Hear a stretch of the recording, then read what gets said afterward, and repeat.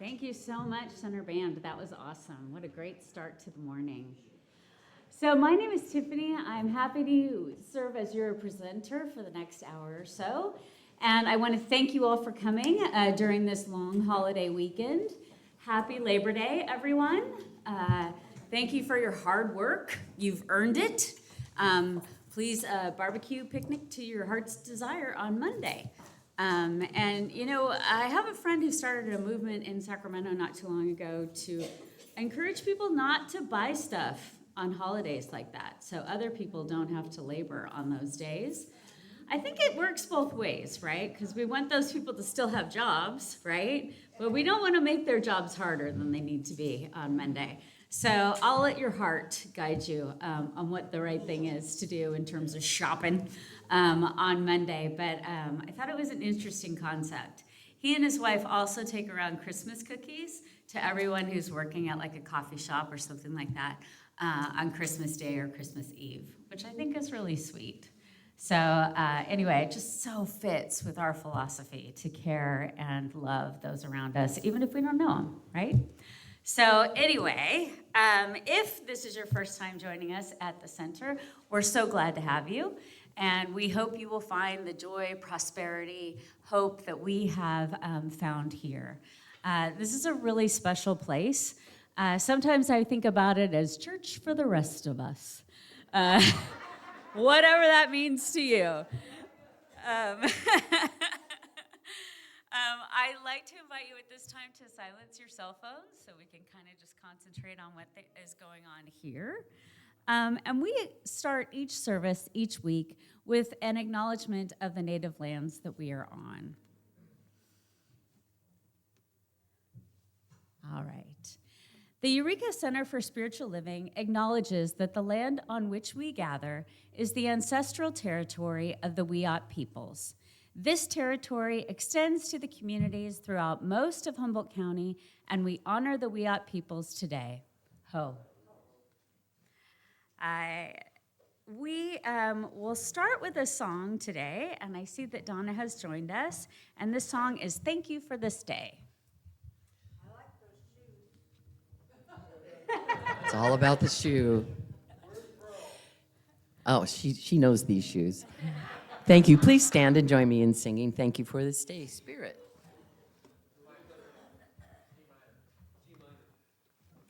Just like we rehearsed it, guys. Here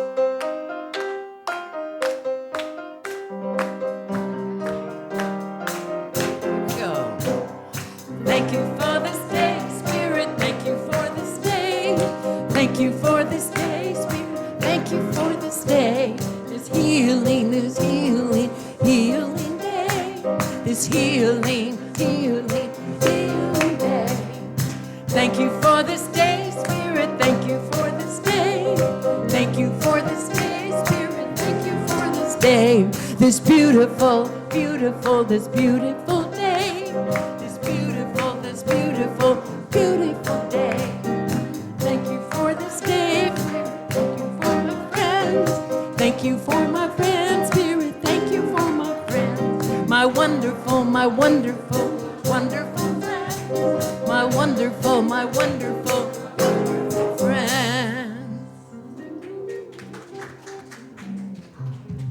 Thank you, Donna. All right, now we will do our opening affirmation. And today I'm going to encourage you, if you want, to turn to someone and say, hey, take Monday off. You deserve it.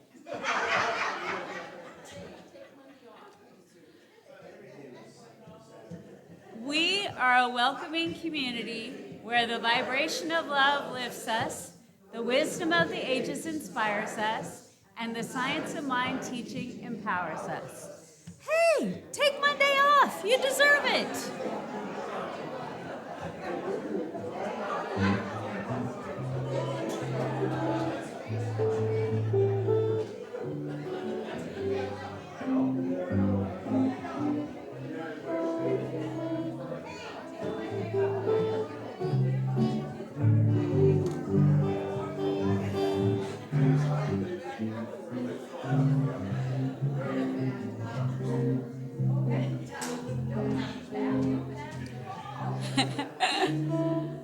I know some of us are retired, so that perhaps didn't hit as hard as it used to in the past. But do you remember on Downton Abbey when the Dowager was told that the young man who was a lawyer worked during the week?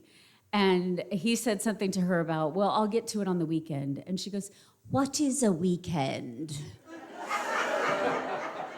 Because the whole concept was just completely oblivious to her. And so I wish you a good part of your life where you're like, oh, is it the weekend? What is a weekend? So next Sunday is our first Sunday of the month potluck.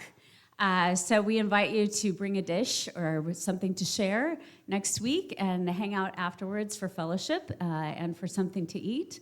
I will also let you know there is a lot of excellent food left over from Scott and Marianne's anniversary celebration that is in the social hall today. So a lot of it was made by Scott's son, who is a fabulous chef. And so, and there's cake left over. And so anyway, if you care to, please grab a plate and hang out with us afterwards. He made this corn dish that is not spicy. I'm not into spicy. Anyway, it is just, I can't even describe it. But somebody said to me, try the corn. And I was like, yes, try the corn.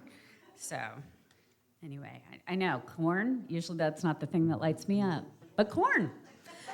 After the service, our practitioners are available, and there are lots of them here today. Edward, Scott, Michelle, Susan, Reverend Angelica. If you need support, if you need to talk to someone, if you would like to know more about our philosophy here, if you have something on your heart that is heavy, practitioners are great people to have a little chat with after the service.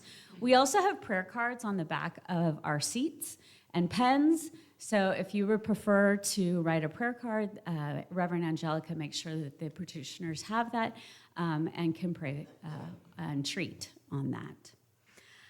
So the little pantry shelves are always in need of feeding. If you don't know what our little pantry is, you know how a lot of people have little libraries in their front yard? Well, we have a little library, but the lower shelf of it is food for our community. And so people who are hungry, who need a little extra something to get through the month, can go to our little pantry and get food. And so it always needs feeding, things that are individual, that are non-perishable, and the shelves for it are right in the other room. So anyway, if when you do your monthly shopping, you can get a little something for the for the little pantry, we would really appreciate that. So our theme for August, and this is our last Sunday of August, is navigating change. And I really like this slide because it makes navigating change look like a love-filled process that involves travel and nature and cats. Do you see the little cat holding the umbrella dutifully there? Just in case the weather should turn, just in case the weather should change. The cat is ready for it. So anyway, yes, there's the cat. So I'm sure that's probably a nod to you and a nod to Marianne's art. So anyway, there's always a little something in these for all of us. So our next song is We Are One.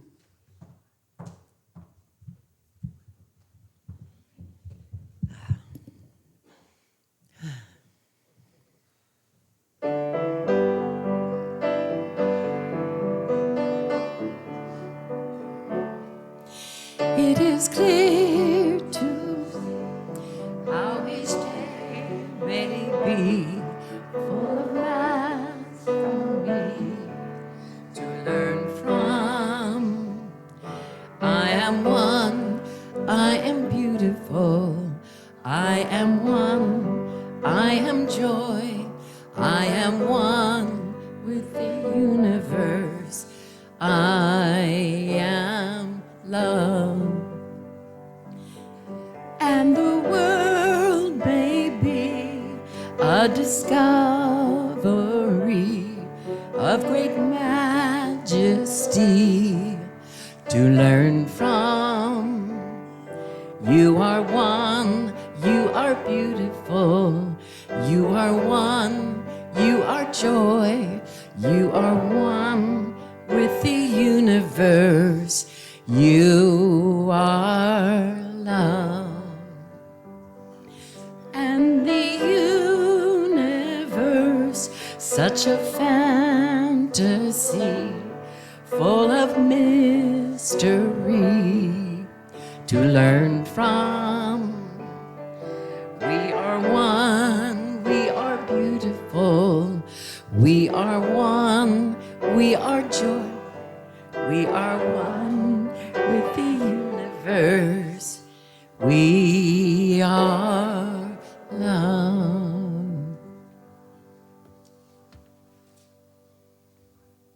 Now our practitioner for a moment of peace is racing up here. I don't know if that's racing. All right.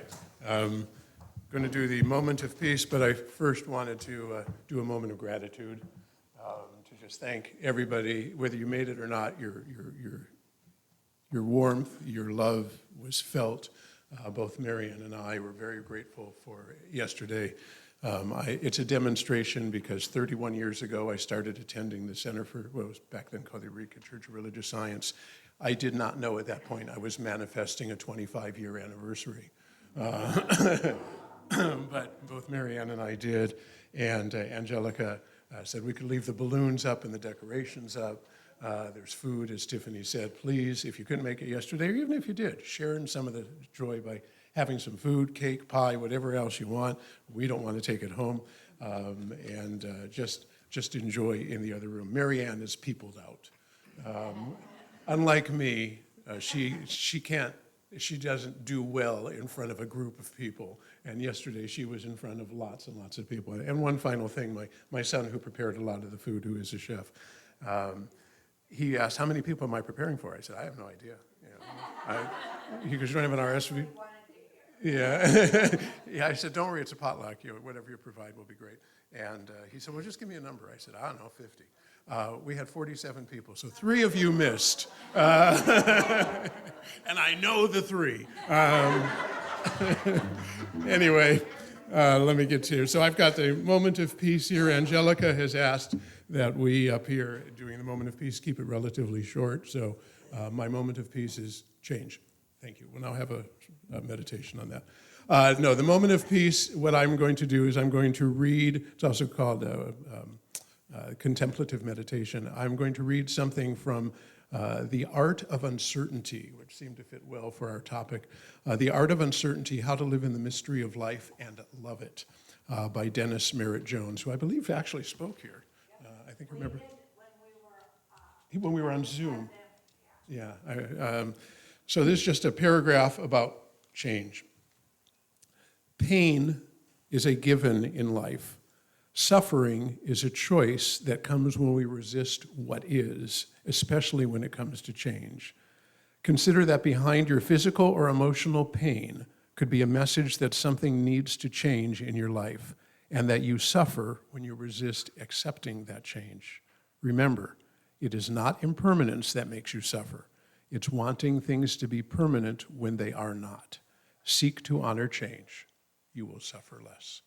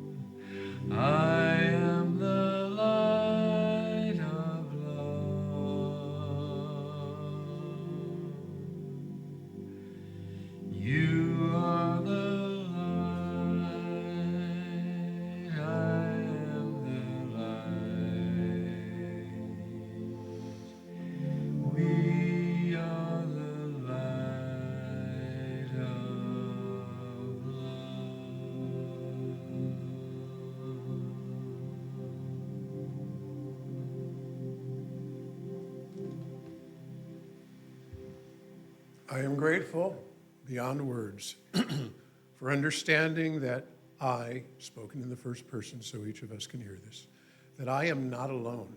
Quite the contrary, I am part of a great, vast spirit and energy, an all-encompassing, everywhere force that guides everything each of us does and is directed by what it is that we wish, what we feel, and what we believe. And as change comes to each of us, I accept and embrace the fact that I have control of that change, that I do not need to fear it. I embrace it. I look forward to what it brings. I put that energy into the universal law of mind because I know that my energy is affecting the direction that I and we are all going. And for understanding that knowledge and releasing my change into the law of mind, knowing that it's going where I want it to go and it benefits all concerned and even those I don't know, I am again grateful. And I release these words and I say, and so it is.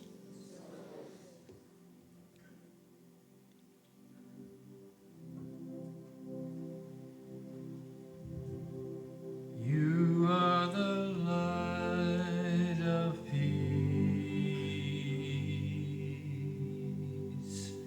I am the light of peace.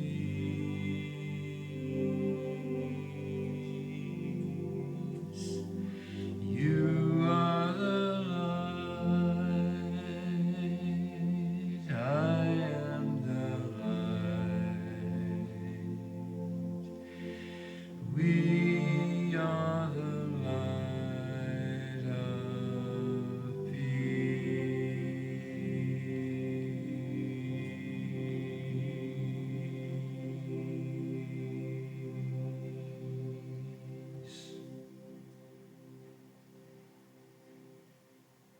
Thank you, Jackson.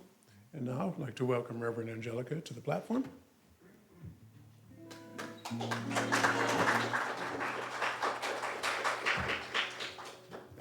you.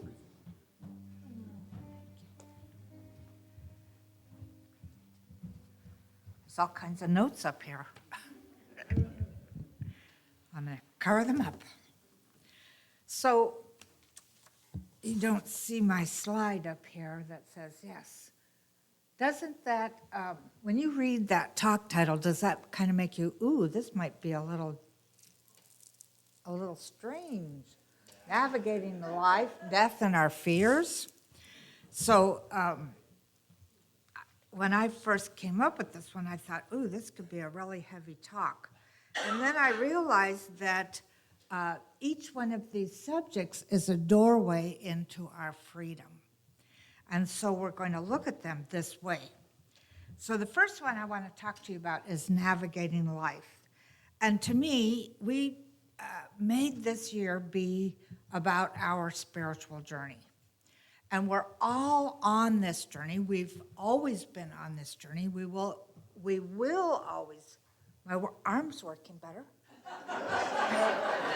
We will always work on this journey, be on this journey, but, and it's an interesting one, isn't it? I mean, all kinds of things happen during this journey. And so I thought, of course, about a few months ago when I fell and broke my arm. And that moment changed everything in my life. It changed how I got dressed. I mean, you try being right-handed and breaking your right arm. You know, I mean, everything in my life. How I wrote. In fact, I found on the floor. Haven't done much housework lately.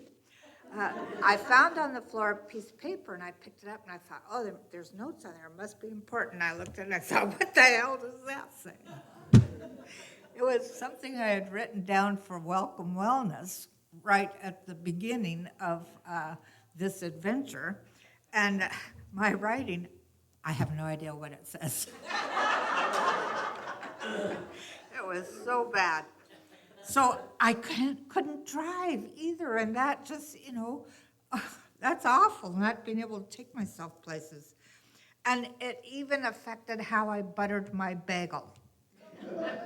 Have you, I'm right-handed, you butter this way. Have you ever tried to butter this way? It's very interesting. At one point, the bagel went whoop, right onto the floor. So, suddenly, because of this one experience I had, life was not going according to plan. In fact, I thought about this the other day, that summer was over, just about, and I missed it. Damn it. It's like I'm used to going to the Madicat Plaza to do the Thursday night dancing, or things are happening, music's happening all over the place, the Friday night markets, all this kind of stuff. I didn't get to go. I watched a lot of television, though. More television than I've probably watched in a year, who knows. But anyway, at first this was really, really frustrating. And there was different things that were frustrating about it. Like, the first thing is like, why? Why did this happen? There was nothing there for me to trip on my deck. It wasn't a cat, it wasn't the hose, it wasn't anything. I just tripped. And like, why? Why would that happen? But I begin to see that this healing journey that I was on was a metaphor for life itself. There are things that we need to learn as we go on this journey. And one of the things I mentioned last week was that I realized I didn't have to be the strong, person doing everything for everyone, etc. Always, taking charge I could let people help me. That was what I learned. And that was really hard. And I didn't realize that I didn't do that before. What I also realized is that, I learned a lot of things about bones, and my name for my chat GPT is Sage, and it's a guy, because I always call it he. I asked it last night, do you ever rest? And he said,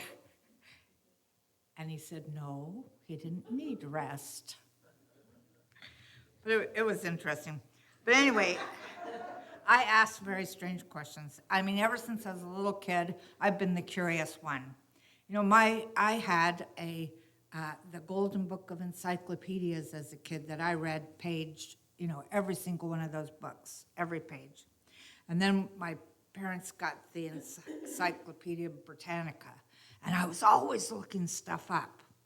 And then somewhere along the line, Google came in, and I'm always looking stuff up. And now I get to go to GPT and it's just amazing. That's how I found out all about bones and how they heal themselves, etc.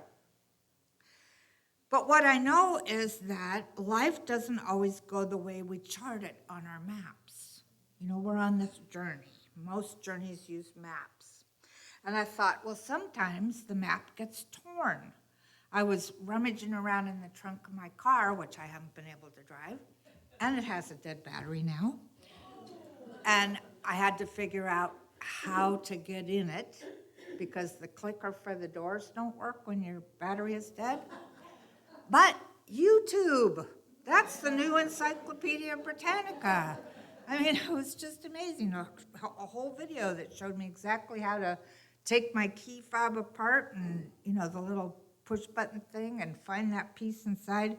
You snap off a piece of this, the door handle, and there's a hole under there, and there's on the Hyundai, the car I have, there's a little secret button under the dash that has a picture of a battery on it, and you push it and the battery starts.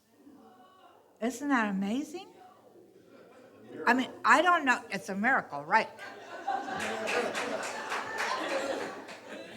I don't know how long I'm gonna have to drive it to charge it, when I get to drive it, but, the fact that I don't have to call a AAA or whatever to come over and jump it and blah, blah, blah. So what I know is that, what I started to say was I was rummaging around in the trunk of my car and I found a map and it's torn. it's a really old map that I've had for a while. And I thought, that's sort of a metaphor for what happened to me. My life map got torn, and I had to readjust, right? So, but what I know is that Spirit is always at work, no matter what. My arm is healing, not by my effort alone, but because life itself knows exactly what to do. Exactly. There's all those little atoms and cells and everything in our bodies that knows exactly what to do. And what I realized was, as long as I think, oh, I have a broken arm, I'm in so much pain, blah, blah. Yes, my darling, says the universe. And so I am. So I decided a week or so ago that I've had it. I'm done. And I took off the sling. And when I went to the orthopedic surgeon, the PA there said, "You're not wearing your sling." Nope, I don't want to. I want it to get better. And she goes, "Well, that's good. Let me schedule you for physical therapy." So I'm going to start doing that pretty soon. But life already knows how to mend. It already knows how to restore. It already knows how to make things right. So one of my lessons and one of our lessons as we go through and we have little pieces of torn map on our journey is to trust the process, to keep showing up every day and to let Spirit's intelligence do the work. To let Spirit do the work. So when I moved from frustration to trust, what I found was a lot more peace. That's what navigating life is to me, is moving from frustration into peace, or meeting whatever comes with openness, allowing Spirit to guide our way, allowing ourselves to understand that everything we create, whether it's in our bodies or in the body of our affairs, etc., is teaching us something. Everything we create is opening us up to have a better idea of life in this form and a better idea of how powerful Spirit is, if we allow it to be. If we allow it to be. So that's navigating life, letting Spirit live through us in a greater way as we can. So my next one is navigating death. Somebody said to me, the orthopedic surgeon actually did, "Well, at your age,"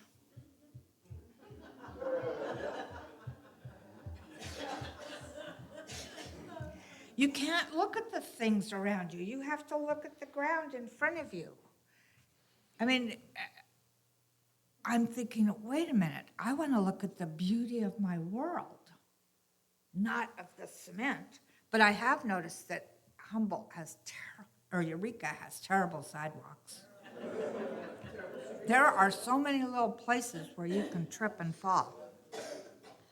But so I've thought about death in the fact that, okay, I'm that phrase that he said, at your age, made me start realizing, okay, I'm 77. I'm working on my 78th year. I don't feel like I'm old. I still feel like, I was thinking about this morning. Well, how old do I actually feel? And I think I feel about 50. So I'm ready for that, So spiritually, this word has such a weight. The idea of death has such weight in our culture. None of us want to do it. And yet I've had experiences throughout my life of realizing that death is not the opposite of life, it's the opposite of birth. Because life itself never ends. Life never ends. Dr. Holmes says, we have misnamed death. There is no death, only a continuation of life on another plane.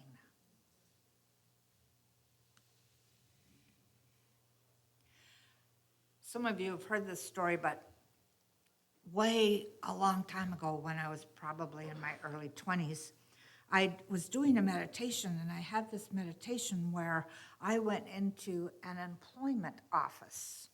And on the walls of this employment office were 3x5 cards. And they all said something, like you're going to be born here to these parents, and this is a little synopsis of what you're going to experience, only up to age 13 though.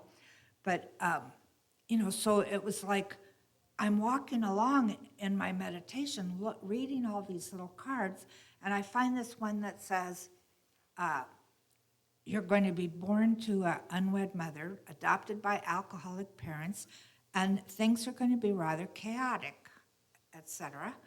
And I pulled that one off the wall and I went, I haven't done this one before. And this is what I think is happening. We get to choose what we're going to experience now, and choice never ends either. When we decide to leave this particular dimension, we don't just disappear and blend into the ethers, we choose another one. And somebody once said, or one of the books we read, I think it was a Neil Donald Walsh book, said, it's like you're walking down a hallway as you're leaving, and you see all these pictures of things that have happened in your life. And then at the end, there's a door. And you open that door, and there's all this light. And in that place, you get to choose what the next experience is going to be. And that's always given me a good feeling. Plus the fact that I have sat at many people's deathbed as they're leaving this plane of existence. And I remember one man in Hawaii, he was a Swedish man. He had been in our church for quite a while. He had also been an Olympic swimmer. And so when he got AIDS, and towards the end of his life, it was taking him a long time to leave. He was unconscious for a long time. And I would sit there with him, and so would some of our practitioners, and hold his hand or do whatever we were guided to do. And I remember one of our practitioners, the two of us were sitting there, his name was Ruedi. While Ruedi his breathing changed, and I thought, he's really close, because that does happen. And suddenly the lady who was the practitioner sitting with me got up, and he said, Mama.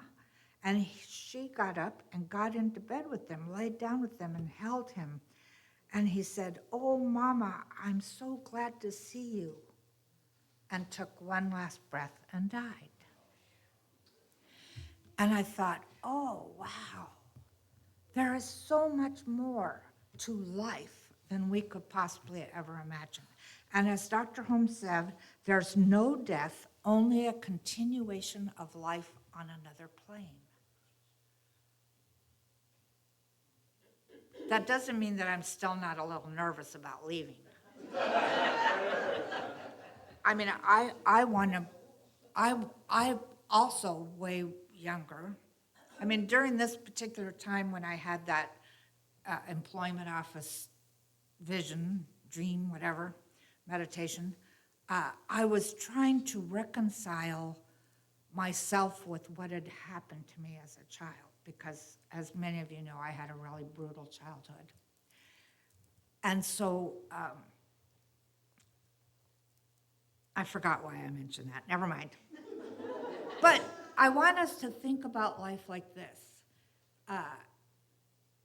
In looking at birthday candles or thinking about any kind of candles, you have one candle lit, like at Christmas sometimes, where one person lights a candle and then you light yours off of that candle.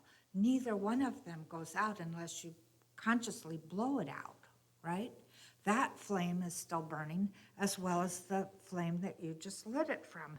And I thought that light that we really are continues regardless of whether it's in this form or any other form. So when somebody we love dies or when we die, the flame of our life is not extinguished. It continues. And the love that we've had for each other, that love keeps us connected. So my third one is navigating our fears. And what I'm thinking about here in this idea of fear is moving from shadow to trust. Because, oh my God, fears, they creep in, don't they? They move in at the most unusual times. And what I got recently was fear is nothing more than a story that I'm telling myself about what might happen. What might happen, not what happened, but what might happen. And since I really believe in this teaching and know that I'm creating my reality as I move forward along my path, then what is there to be afraid of if I'm constantly moving forward knowing that it's Spirit doing the moving? When I first broke my arm, I didn't just feel the pain. What else happened was I feared not healing. I feared losing my independence. I feared what the future might be like. And yet, the healing came step by step by step. And as it did, those fears dissolved. And I remembered that I could trust Spirit's intelligence moving through me. Dr. Holmes also writes in the textbook, fear is faith turned upside down. That's kind of a neat phrase. You know, fear is faith turned upside down. So if I remember, I just have to turn it right side up, then I can have my faith in life, in love, in goodness, and everything. And so I thought about this, and I've read this practice a couple of times this week online. So here's the practice that you can take with you as well. When you start to feel yourself afraid, pause. Just stop for a moment and take a breath. And affirm, I am held in infinite life. I am safe. I am free. That I am safe part really resonated with me when I was practicing this. So navigating fear is not about eliminating it altogether.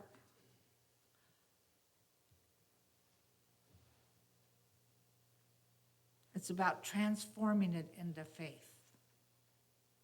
It's about letting ourselves remember that the light always dissolves the shadows. Always. So this is what I want you to remember this week. Life is a gift to be embraced, even the detours. And if we're conscious enough during it, we'll allow ourselves to realize why we created that particular thing. Death is a transition to be trusted, not feared. And fear is a shadow to be transformed by faith. Dr. Holmes gives us this reminder. Freedom is the birthright of every living soul. So when we navigate life, death, and fear with Spirit as our compass, we discover that freedom is already ours. We've always had it, we always will. We can live lighter, we can live freer, we can live more joyfully, here, now, and always. Life is a gift to be embraced, even the detours. Death is a transition to be trusted, not feared. fear as a shadow to be transformed by faith. So here's the affirmation for you for this week. And I'm going to say it, and then we'll say it again so you can repeat it. I live in the eternal life of spirit, free, fearless, and forever whole. Are you ready? Take a breath. I live in the eternal light of spirit, free, fearless, and forever whole. I didn't even have to ask you to repeat it after me. You're good. Very good. So let's go into treatment.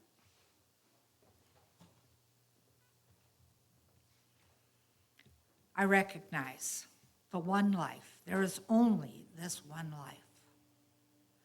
This one life is divine life.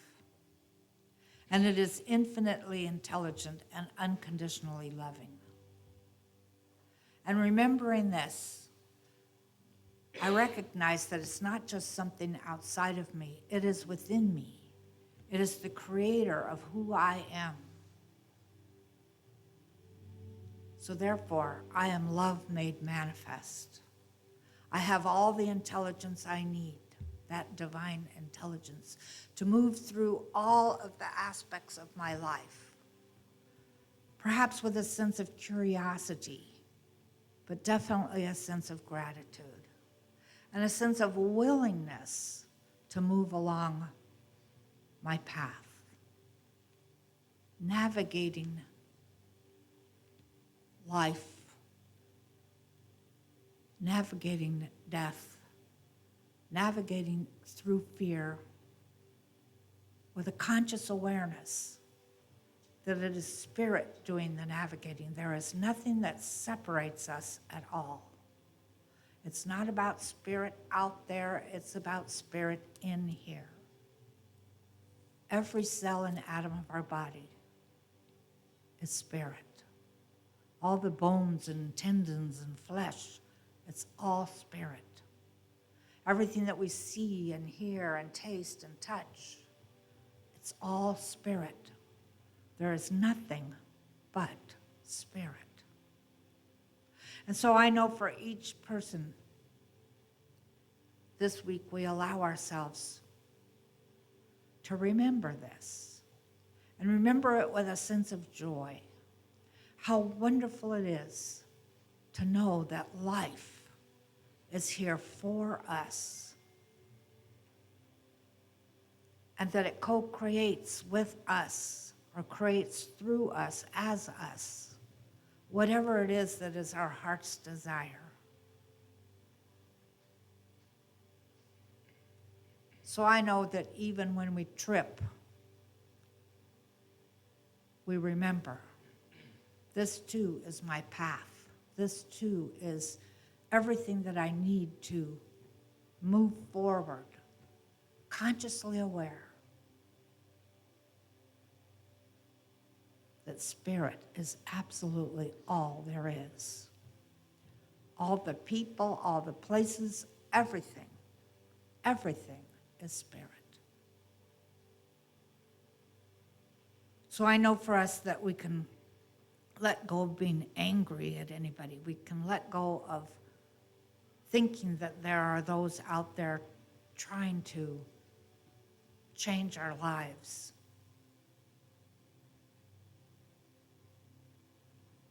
We can let go and let God, let Spirit, do its perfect work in, through, and as us with all the love, all the joy, all the gratitude we could possibly ever imagine.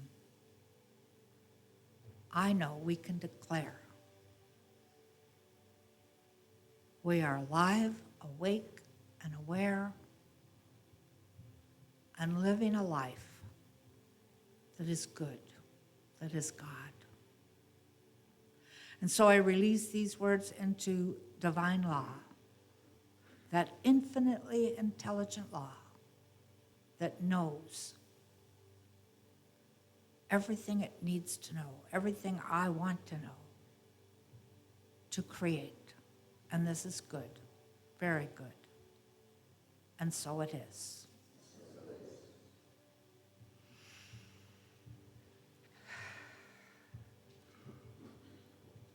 So I believe Edward is our musician this morning, so let's welcome him up here.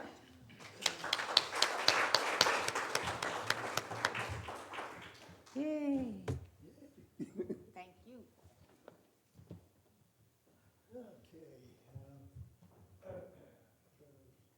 Navigate this stuff.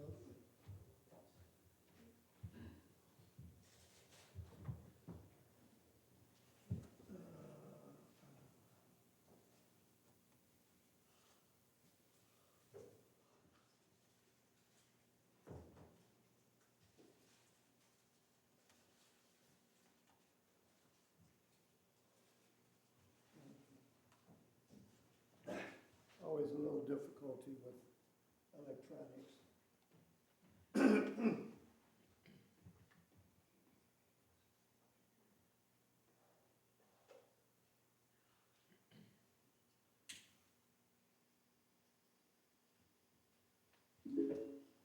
Okay, yeah, for those of you who don't, whoops. I am a musician, Anna. Okay, for those of you who don't know what this is, it's a wind synthesizer.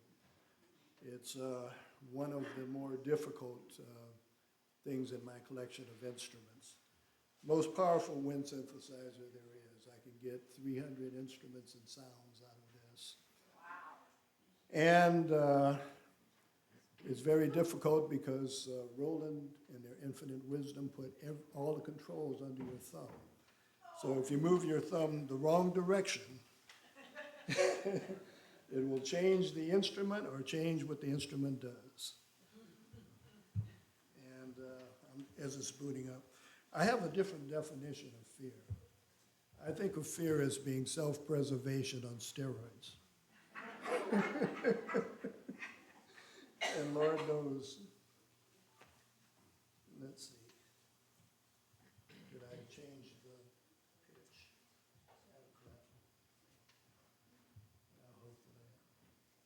Yeah, this instrument here, I can actually do like vocals, you know, I can do like.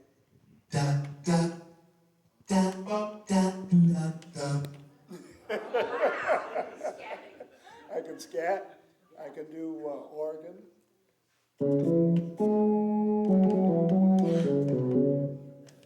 Or actually, it does piano, it does drums, it does bass, it does a whole orchestra full of instruments. But what I'm going to do today, hopefully, because I think I've just turned everything off instead of on,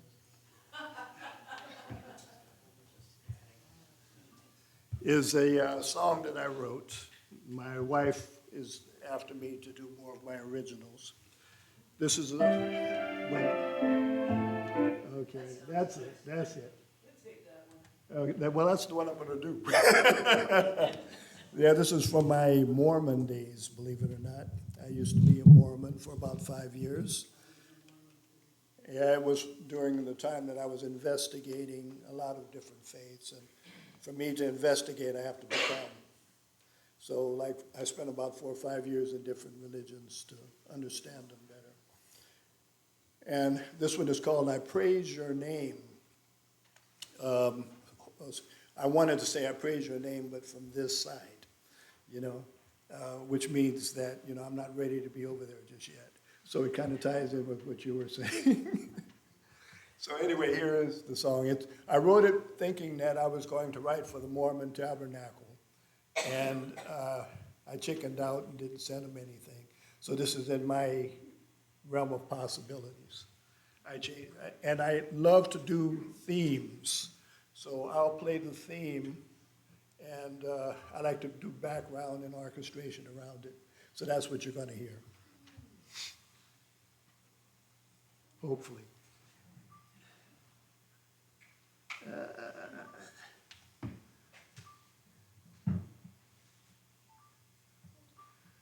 Come on.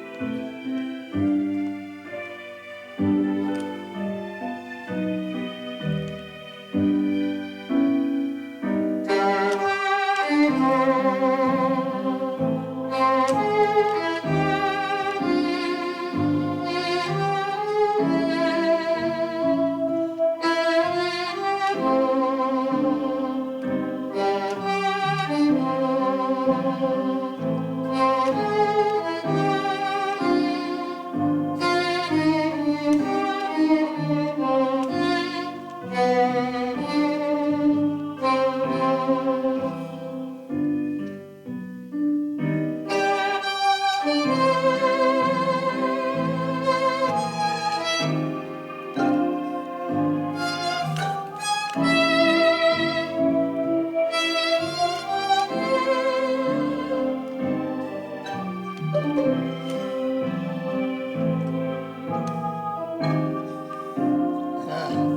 what I'm saying.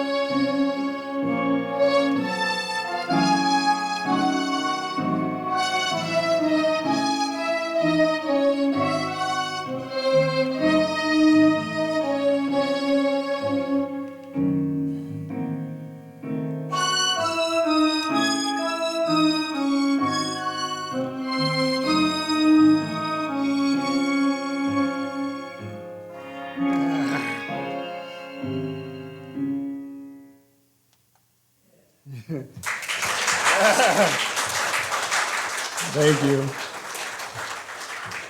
Very difficult instrument. Finicky.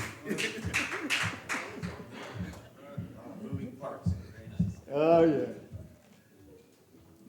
Thank you so much, Edward. It made me think of like the grand soaring like movie scores, you know? Yeah. Yeah. So I have kind of a dark, twisted sense of humor. I don't know if you noticed that. But I was thinking about when Reverend Angelica was talking today. There was this car commercial many years ago, and it was the design team for a sedan. And they were trying to figure out how to make the sedan more comfortable, right? And so somebody was like, oh, cushier seats would be great. Or maybe not so tight of a suspension so you don't feel every bump on the road. And then, you know, the setup of this was like, no bad ideas, just what have you got? And so somebody says, you know, I really love like aromatherapy candles that smell really good.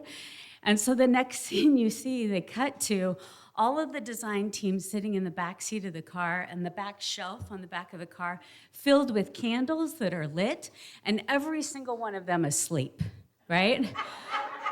And then they cut back to the conference room, and they're like, maybe not the candle idea, right? We kind of want you to be awake in your car. So anyway, when you were talking about different things that maybe you need to look out for, you know, there's a time to be that relaxed, but maybe not in the car. So anyway, I got in my car the other day, and I have the Calm app, and one of the things I really like to listen to at night is sleep stories, right? Actually, my favorite ones are ones that are read by men with very sonorous, deep voices. Don't know why. But anyway, so I got in my car, and my car automatically just plays what the last thing is on my phone, right? And so I start to drive, and it pops on a sleep story. I'm like, nope, not today. This is not the setting for this. So at this time, we are going to do our receiving of gifts. And so if you'll join me. I gratefully give from the fullness of my abundance, knowing my gift blesses this center, all in it and beyond, and so it is.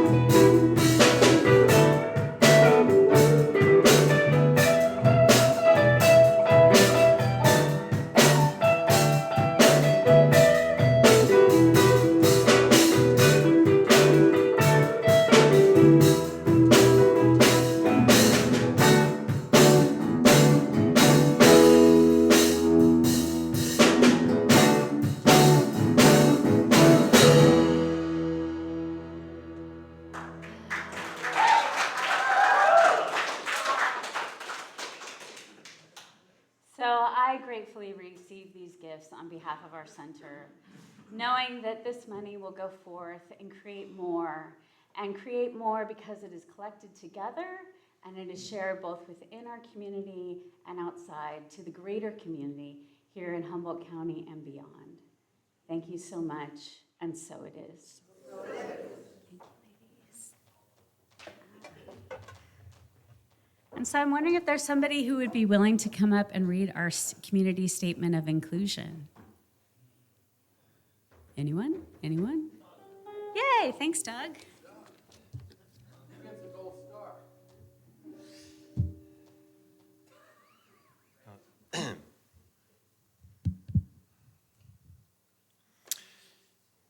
We, the Eureka Center for Spiritual Living, are a community that celebrates diversity, fosters inclusion, champions inner work, and creates space for brave, vulnerable conversations.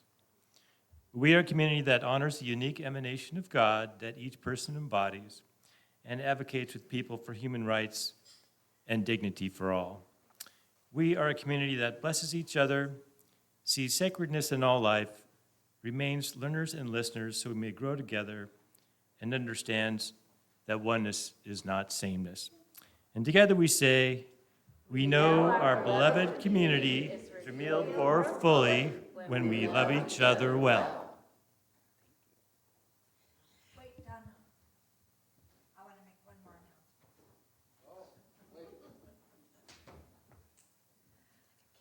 So I work on our newsletter every month, and I get the statistics. About 30 people, or 30% of the people open it. So I wanted to remind you, or inform you, that this afternoon, your September newsletter will be coming out, and there's some great things happening in September. We're going to be going to a play, which if you don't know about, you can look at that form on the table and sign your name. I decided this morning that I got to add something to the newsletter because September 26th was when I started or got the certificate for our church in Hawaii. And that church is celebrating 40 years next year. A few of us are going, and it'll the event will be on the 26th of September. So I decided that the Sunday right after this, just September 26th, which is the last Sunday of the month, is going to be Hawaiian Sunday. So we're going to dress in our Hawaiian shirts, and I might make some really good Hawaiian food, and it'll be fun. And there's other things in the newsletter as well, but thought I would mention those. Please stand and make a circle around the room.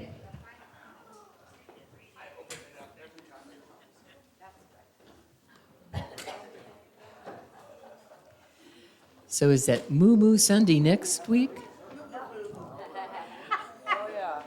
it'll be the last Sunday. Last Sunday of September. Thank you. I think we're good. Looks good.